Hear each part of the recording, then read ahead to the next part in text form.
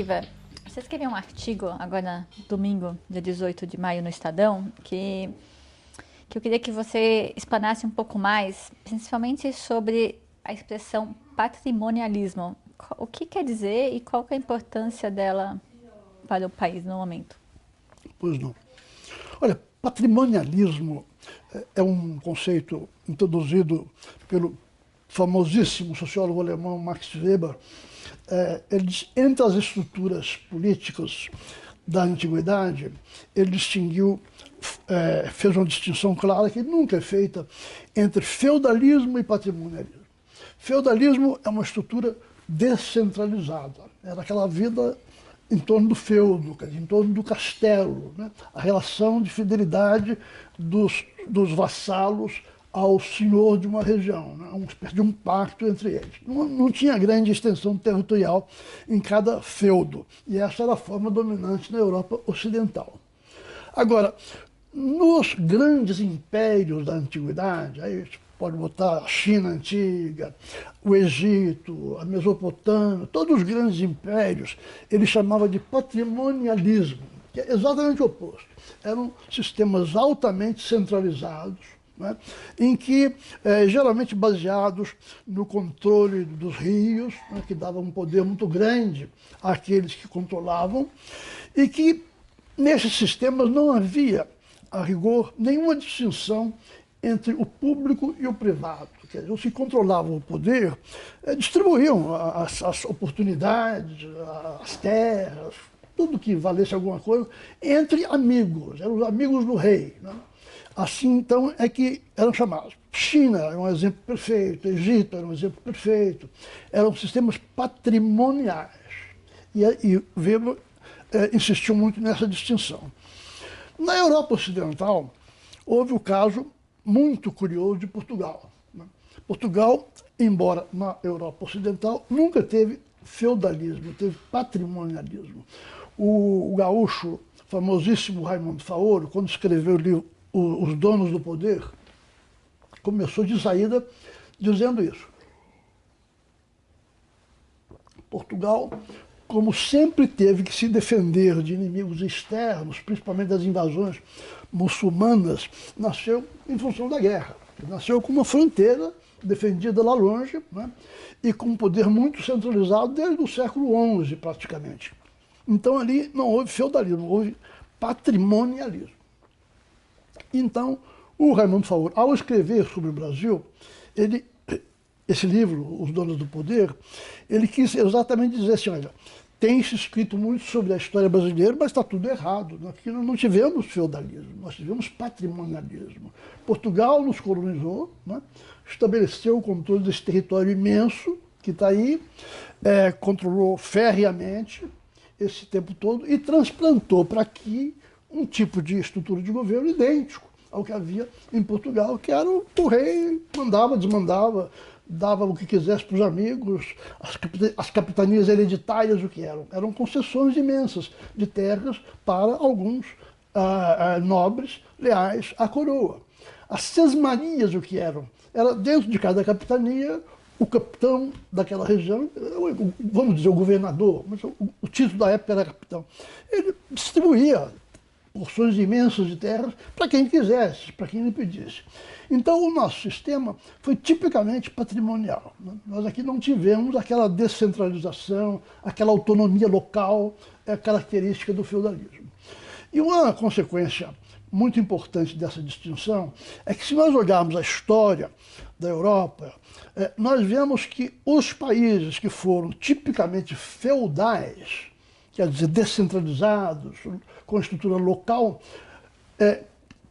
transitaram mais facilmente para as democracias modernas. Os que foram patrimoniais, quer dizer, com poder concentrado, passaram com muita dificuldade ou não passaram, né? Tipo Rússia, por exemplo, nunca passou. A Rússia, desde o primeiro dia, foi um poder patrimonial e até hoje é muito duvidoso que seja uma democracia. Mesma coisa a China, né? O Brasil é um caso ambíguo, né? Um caso paradoxal, e é por isso que o termo, em vez de desaparecer como uma coisa antiga, ele se tornou mais forte com a história brasileira.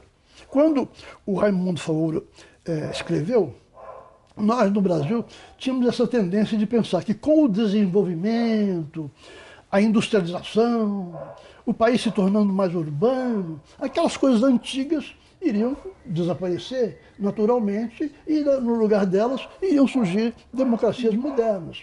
Aconteceu justamente o oposto, né? O Brasil, na verdade, se tornou mais centralizado e, embora não seja visível ao olho nu, nós temos uma camada, uma casta dirigente que concentra poderes e privilégios imensos, né? A rigor, não temos uma classe média robusta e autônoma, né? E tampouco temos partidos políticos realmente autônomos, capazes de desafiar o poder, que nós somos uma estrutura patrimonial. Aí você pode me perguntar, mas como é que aconteceu isso? Fala, olha, é muito comprida a história, eu precisaria falar 6 meses, mas 2 fatos são decisivos. O primeiro é o seguinte, a atividade econômica mais importante da colônia foi a cana-de-açúcar. Todo o Nordeste plantou cana, né? E era um monopólio mundial, praticamente. Quer dizer, o condomínio luso-brasileiro era capaz de fornecer todo o açúcar de que o mundo necessitasse. Até que os holandeses invadiram a região de Pernambuco, né? Assumiram o controle da região, aprenderam todas as técnicas da cana-de-açúcar, investiram capitais imensos, passaram 30 anos lá. Quando um dia eles foram expulsos pelas tropas brasileiras, o que aconteceu? Eles foram para a América Central e da noite para o dia pegaram um marco considerável do comércio mundial de açúcar, com muito mais eficiência, com muito mais capital, quebraram a cana-de-açúcar e o Nordeste começou a empobrecer. Foi aí então que a camada dirigente, vamos dizer, essas elites do Nordeste, desconfiaram de que daí em diante elas iam depender muito mais da política do que da economia, né? A cana-de-açúcar não ia mais lhes dar o status, o privilégio, a riqueza que eles tinham tido. Eles iam ter que sobreviver controlando a política, controlando o Estado que estava nascendo no Brasil, que cresceu com a independência e durante o século XIX. A mesma coisa se daria mais tarde com o café. Quer dizer, quando o ouro acabou e quando a cana-de-açúcar fez água, né, foi para o brejo, foi implantado no Brasil a cafeicultura, né? Foram trazidos mudas de vários lugares e aqui teve um crescimento espantoso. Por volta do ano 1890, 1900, a situação era parecida. O Brasil podia fornecer todo o café que o mundo quisesse tomar. Era praticamente um monopólio mundial. Mas é muito fácil você transplantar o café para outros lugares. Começou a aparecer café por todo lado do mundo. E surgiu então, e aqui também, aqui então surgiu uma crise de superprodução, né? Você não conseguia manter os preços internacionais do café, a renda dos cafeicultores então começou a desaparecer, o poder deles começou a desaparecer. Se não fosse isso, a região de São Paulo teria sido um forte desafio ao poder concentrado do Estado patrimonialista, você compreende? Porque aqui havia uma elite muito bem preparada, que conhecia muito bem os labirintos do comércio internacional, mas acontece que havia uma crise de superprodução. Para isso não havia remédio. Então, justamente aí aparecem 2 momentos cruciais que atestam o que eu estou falando. Em 1903, realizou-se em Belo Horizonte a Convenção Nacional das Classes Produtoras, né? Preocupadas com isso, como é que você vai manter a renda do café, da qual tudo no Brasil depende. E 3 anos depois, em Taubaté, fez-se o Convênio de Taubaté, pelo qual os cafeicultores se renderam ao governo. Nos salvem e nós deixamos de lado qualquer veleidade de desafiar o poder do governo federal. Daqui para diante só vai ter governo federal. Não tem jeito de um Estado, uma classe da cafeicultura manter o seu poder. E foi isso que aconteceu, né? Então, veio a Revolução de 30 com Getúlio Vargas. Getúlio Vargas, então, interveio no mercado cafeeiro, fez queimar muito café para sustentar os preços internacionais, né? Salvou a renda da agricultura. O Celso Furtado usou a expressão muito peculiar. Socializou-se a perda, né? Você transferiu a perda para quem não tinha nada a ver com o bode, né? Nada a ver com esse assunto. O Brasil inteiro pagou pela salvação da renda da cafeicultura. Aí começa a industrialização do Brasil, por volta de 1940, e como você se lembra, a industrialização já começou dentro de uma certa visão fascista, intervencionista, trazida para o Brasil e adotada por Getúlio Vargas. Criou-se a CLT e o sindicalismo, com empregadores de um lado, empregados de outro. Quer dizer, então, os futuros empresários da indústria já nasceram obedientes ao Estado patrimonialista, como estão até hoje, né? Criou-se as federações estaduais da indústria, a Confederação Nacional da Indústria e tudo. E os sindicatos de empregados, controlados pelo Ministério do Trabalho. Quer dizer, então, não se formou em lugar nenhum polos de poder que pluralizassem o poder, que descentralizassem o poder. E aí nós chegamos a um ponto de suma importância, tanto do ponto de vista teórico, conceitual, como da história brasileira. Você veja, o que nós chamamos de democracia liberal, democracia representativa, não se baseia apenas no voto. Entende? Depende de uma pluralidade de polos de poder. Né? Democracia, na verdade, é uma poliarquia, que são muitos polos de poder, né, que nós temos. E é graças a esses polos que o poder se mantém. Os famosos freios e contrapesos americanos não se baseiam só na separação do judiciário, do executivo do judiciário, baseiam-se numa sociedade que tem uma estrutura de poder plural. Mas nós não tivemos isso. Agora, curiosamente, na política, nós fomos extremamente democráticos. Nós começamos com uma Constituição bastante razoável em 1824, quando outorgada pelo príncipe Dom Pedro I. Tivemos um regime parlamentarista razoável durante o século XVIII. Chegamos no final do século, veja bem, a proporção da população com direito a voto, excluindo os escravos, no Brasil, era igual à da Itália. Era igual à Bélgica. Ou seja, nós fomos expandindo, passo a passo, as bases de um sistema democrático. Hoje nós temos aí 70% da população com direito a voto, mesma coisa dos Estados Unidos, mesma coisa da França, mesma coisa da Inglaterra. Ou seja, nós criamos uma sociedade com o direito de votar, com os direitos civis, habeas corpus, tudo que a democracia tem, mas sem polos de poder. Sem polo de poder, por quê? Porque nós não temos várias elites poderosas, né, capazes de realmente balizar as ações do Estado. O Estado, através dos seus 5 bancos estatais, através de inúmeras empresas estatais, no governo Geisel chegamos a ter 500 empresas estatais, né? Ou seja, o poder econômico do Estado é de tal maneira avassalador que nenhum empresariado, nenhuma fração do empresariado pode fazer frente a isto. Não temos classe média. Por que não? Porque não tivemos pequena empresa, não conseguimos gerar com essa estrutura e com a pobreza da época a quantidade de empregos bem remunerados, com um bom nível educacional. Então, nós temos uma camada média, assim, amorfa, mas não uma classe média consciente de si, com capacidade de agir, com capacidade de intervir na política. De jeito nenhum.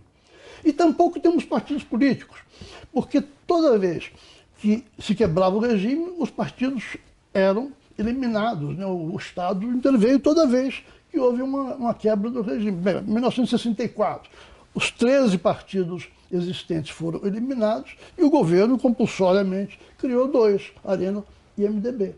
Assim foi o tempo todo.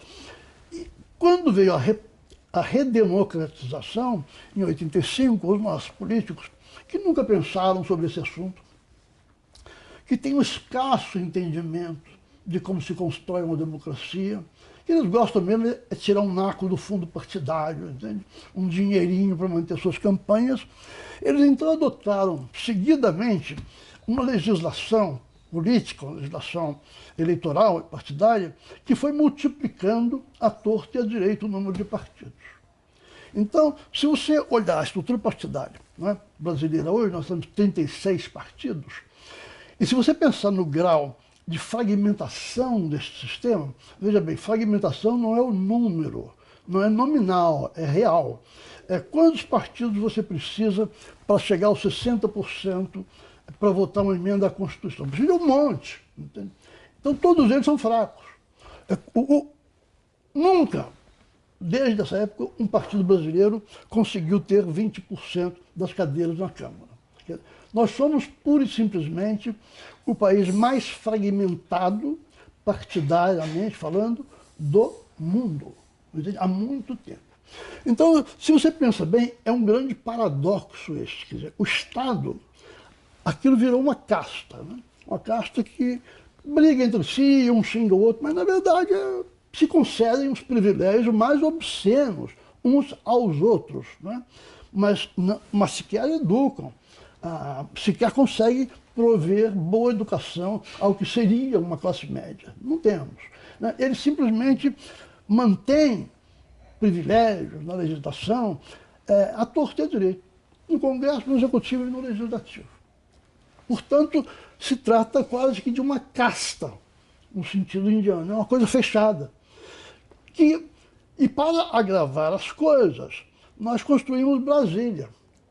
Brasília é o Minha Casa Minha Vida da alta burocracia patrimonialista brasileira. Ela mora lá. Entende? Quantas decisões importantes você pode imaginar são tomadas na beira da piscina no fim de semana, entende? Sem ninguém ficar nem sabendo, né? Quantos empréstimos dos bancos oficiais são feitos sem que ninguém tenha a menor notícia disso? Então, o que nós temos é uma minúscula elite patrimonial, no sentido dos antigos impérios, distribuindo o que há para ser distribuído entre amigos, né? E uma massa imensa, né? Para baixo de uma classe média amorfa, sem organização, sem poder, com um grau muito baixo de educação, e lá embaixo os miseráveis, né? Os que nada têm, nem sequer alfabetização. O Brasil é essencialmente isso. Agora, aí nós temos que perguntar, como é que nós vamos sair dessa? Né? Como é que nós vamos fazer esse país dar o salto para frente em termos de crescimento e de melhorar o nível de vida, de melhorar o nível de bem-estar? Esta é a pergunta que todo mundo em Brasília devia estar se fazendo agora. Porque crescendo, se a renda por habitante crescer 2% ao ano, já seria uma beleza em comparação com o que nós temos hoje. A renda por habitante nos últimos meses cresceu na margem 0,03%. Né? Crescendo nesse ritmo, teoricamente, nós vamos levar mais de 200 anos para dobrar nossa renda per capita, nossa renda por habitante. Ou seja, isto é um bico de pena, entende? Isso é um retrato falado de um país que poderá chegar à desagregação, que poderá chegar a um cataclisma, a uma crise gravíssima.